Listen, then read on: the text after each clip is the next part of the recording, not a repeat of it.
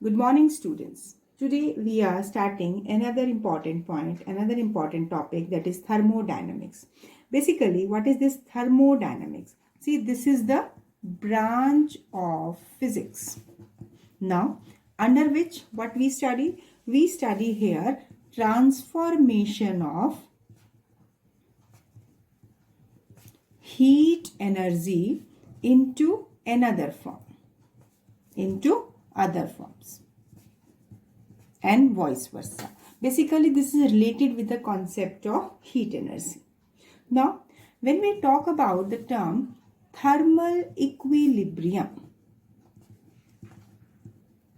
see, before going to the detail of this point, thermal equilibrium, that thermal, that is related with the temperature, that is with the heat. Equilibrium means balancing. So a thermodynamical system is said to be in thermal equilibrium or in thermodynamical equilibrium when macroscopic variables. What are these macroscopic variables? These can be like pressure, volume, temperature, mass, composition, etc.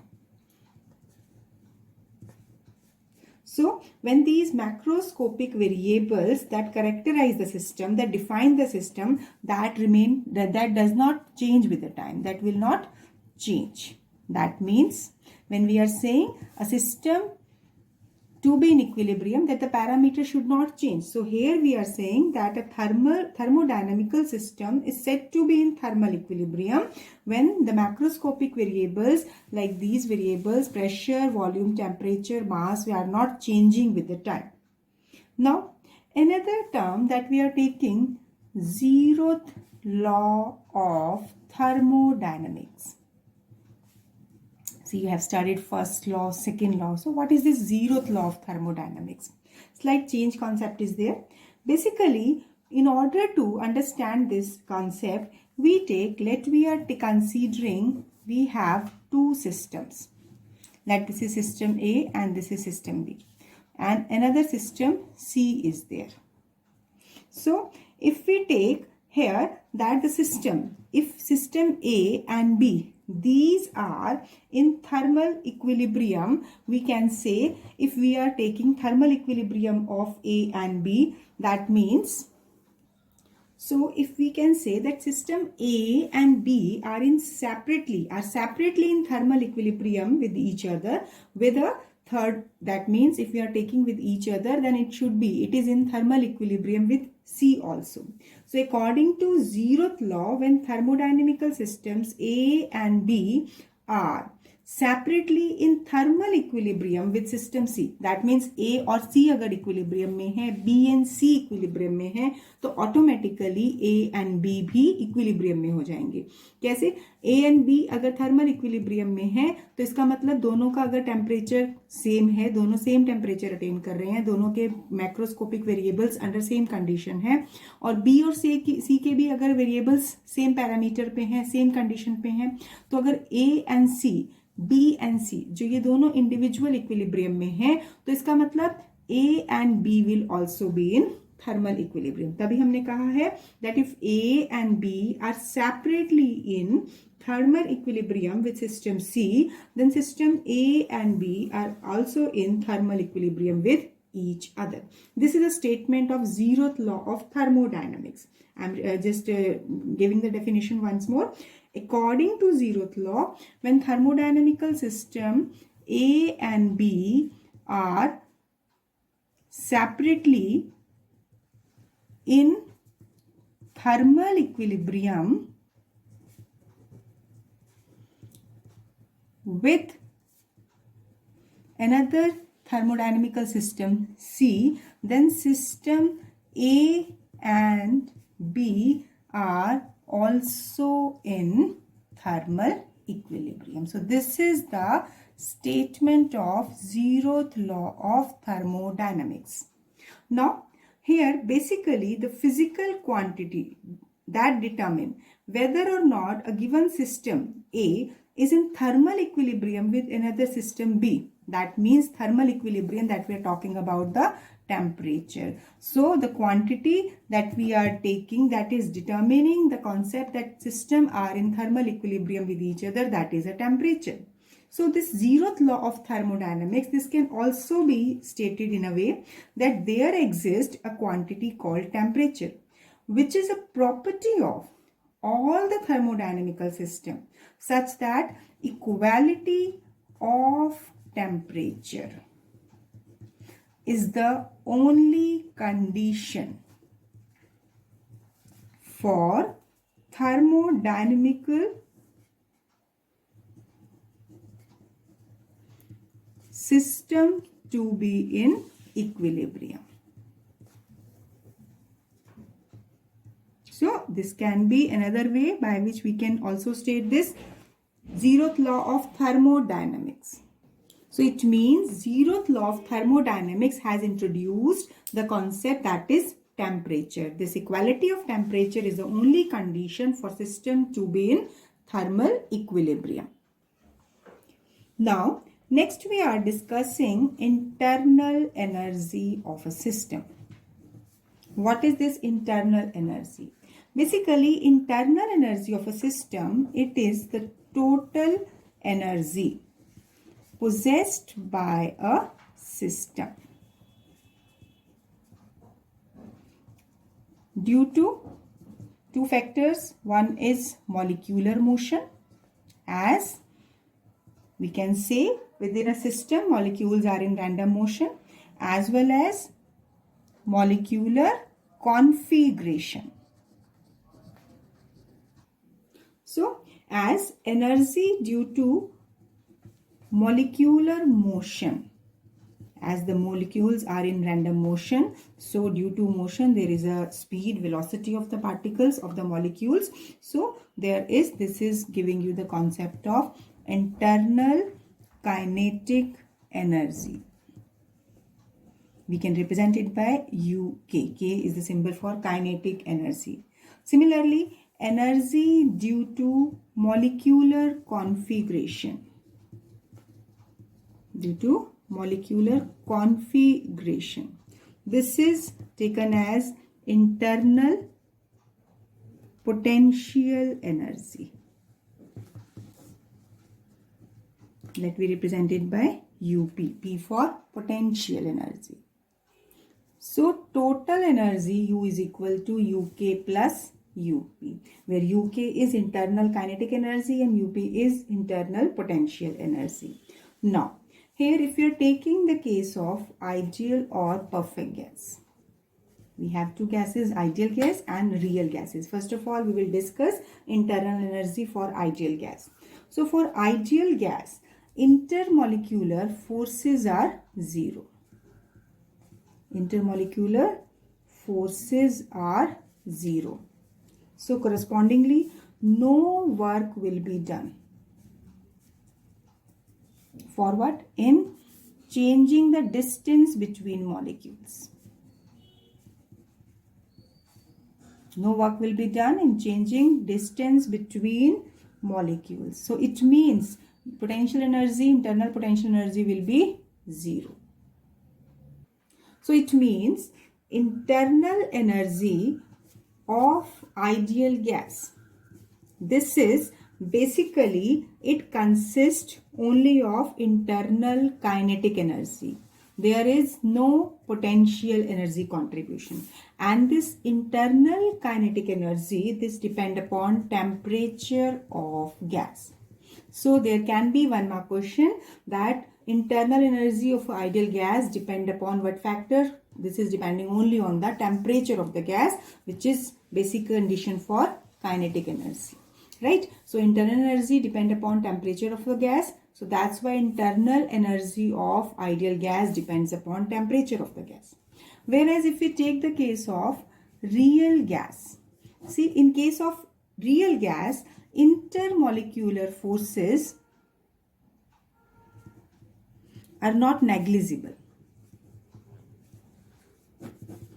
These forces exist. So when these forces exist, so it means some amount of work has to be done.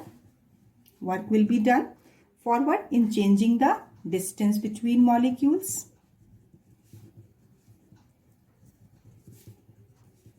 So in this particular case, you can say for the case of real gas, internal energy consists of both internal kinetic energy, because molecule will be in motion and the distance between the molecule is changing. So work has to be done in changing the distance between the molecules.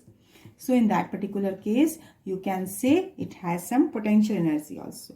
So here you have this result that for the real gas, internal energy is the sum of kinetic and potential energy, but for the ideal gas, it is only for internal kinetic energy.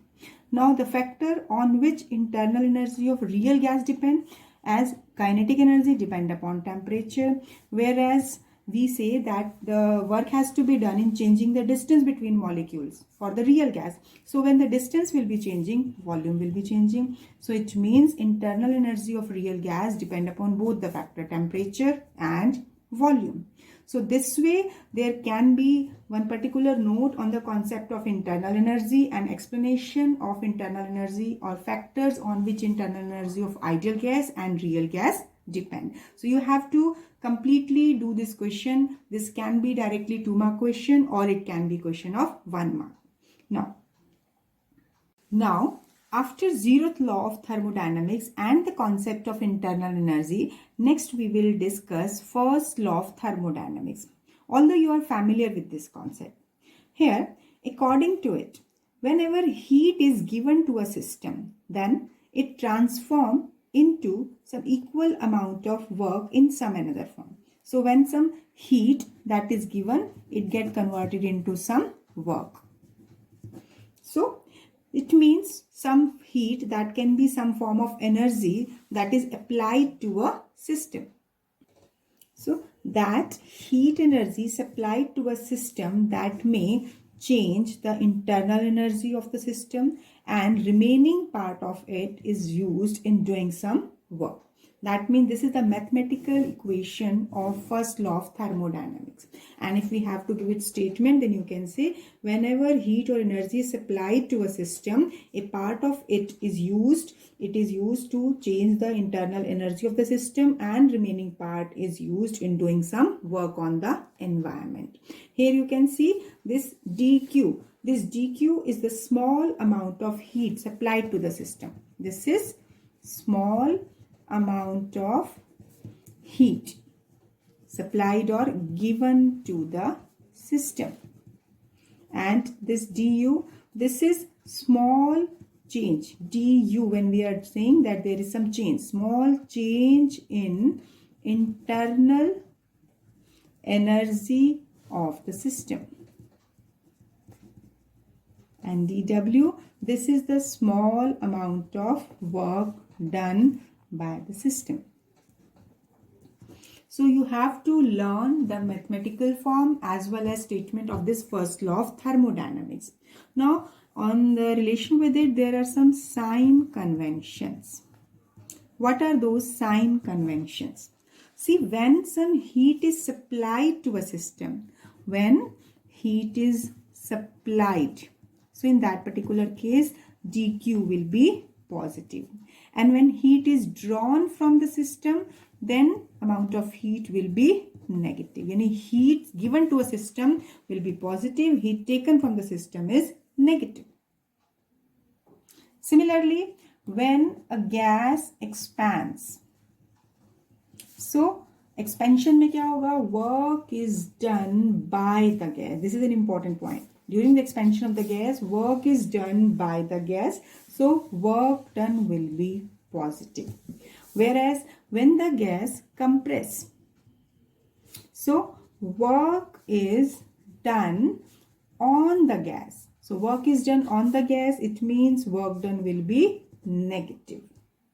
Similarly, third convention which we are taking, when temperature of the gas increases, temperature of the gas increases, so it means internal energy also increases. So when this increase in internal energy, this is positive. And when temperature of the gas decreases, so in that particular case, internal energy decreases, and du, this will be negative. So these are some sign conventions. Just recapitulate it. When heat is supplied to the system, heat will be, dq will be positive, and when heat is drawn from the system, dq is negative. When the gas expands, work is done by the gas, so work done is positive. When the gas compress, work is done on the gas, work done is negative. Similarly, when temperature of a gas increases, its internal energy increases and du will be positive. And when temperature of a gas decreases, internal energy decreases, so du, that is change in internal energy, will be negative. Next, we are doing relation between specific heat of a gas. This is also known as Maier's formula. So before starting this point, this derivation, let me introduce what are specific heat of a gas. So this concept you have done in chemistry also, but I am introducing here so that there will be some recapitulation. See, if we are saying that some amount of substance is to be heated, that means whatever heat is given to a substance, that is used to raise the temperature of the gas. So basically, if we see that dq is the amount of heat given to a substance, let mass, amount of substance is m. So amount of heat कितनी चाहिए उसको heat करने के लिए, किस पे depend करेगा, उसकी क्वांटिटी कितनी है, मास कितना है. So amount of heat given to a substance, this depend upon mass. Also अब हमें उसको सब्सटेंस को सिंपली हीट करना है, बॉईल करना है, यानी कितना हमें टेम्परेचर का चेंज करना है. So that amount of heat is also depending upon the change of temperature और rise of temperature. So it means amount of heat given to a substance combined, it is depending upon amount of substance and the rise of temperature. Now this proportionality sign, when you are removing this proportionality sign, we are getting a constant, that is C, where this C, this is constant, and this constant of proportionality, this is termed as specific heat capacity or specific heat. So if we have to define this specific heat capacity, we can define it in terms of this relation. So basic concept, this is a general introductory concept that I have introduced to get you the concept, to give you the concept of specific heat. So now if we have to define this specific heat of a substance or specific heat in general form, so specific heat may be defined as amount of heat required, to raise the temperature of unit mass of substance through unit degree. Unit mass of substance through unit degree. So from this relation, the specific heat that can be taken as, that means if mass is taken to be unit and rise of temperature is also unit, so specific heat is given by amount of heat. So from here you can say specific heat is defined as amount of heat required to raise the temperature of unit mass of substance through unit degree. As we have to discuss the concept for the gases, so we will use gas instead of substance. So this is specific heat of a gas. Now, if we want to define here molar specific heat. Molar specific heat, basically here this just basic difference between these two terms will be that instead of unit mass of substance, we will take here 1 gram mole of the substance, 1 gram mole of a gas. So molar specific heat is defined as the amount of heat required to raise the temperature of 1 gram mole of a substance, of the substance through unit degree. So what is the difference? Here difference is, here instead of unit mass, you are taking 1 gram mole of the substance, you have 1 gram mole of the gas. So basically, specific heat, when we are defining for the gas, this is the amount of heat required to raise the temperature of unit mass of gas through unit degree. Now, this specific heat can be under some condition, under constant volume and under constant pressure. So if you have to define the specific heat of a gas at constant volume, so in that particular case, basic concept, basic definition will be remaining same, but the condition will be that volume will remaining to be the same. So how can I define it? That it is defined as amount of heat energy required to raise the temperature of 1 gram of a gas through 1 degree Celsius, keeping the volume constant, keeping the volume of a gas to be constant. So specific heat of a gas at constant volume is defined as amount of heat energy required to raise the temperature of 1 gram of gas through 1 degree Celsius when the volume of a gas is kept constant. See, this is specific heat of a gas. This is represented by small c, and this suffix V, this is for the volume. But if I will say molar specific heat of gas at constant volume, so what one change will be there only in the amount of substance में.